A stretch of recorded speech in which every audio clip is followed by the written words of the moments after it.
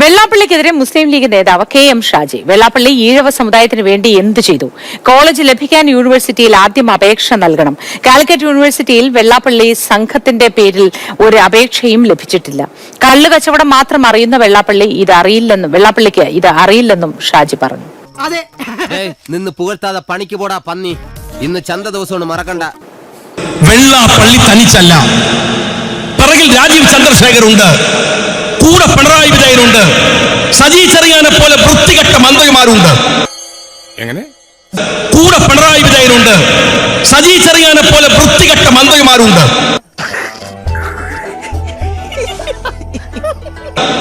ഈ നാട്ടിലെ ഈഴവ സമുദായത്തെ നിങ്ങൾ എന്താ ചെയ്തത്?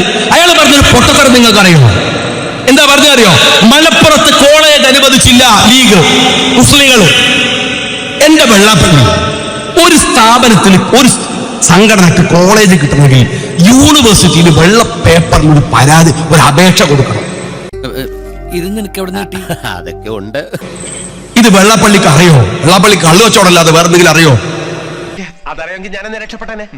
നിനക്ക് ഇതിന്റെ വല്ല ആവശ്യം ഉണ്ടായിരുന്നു?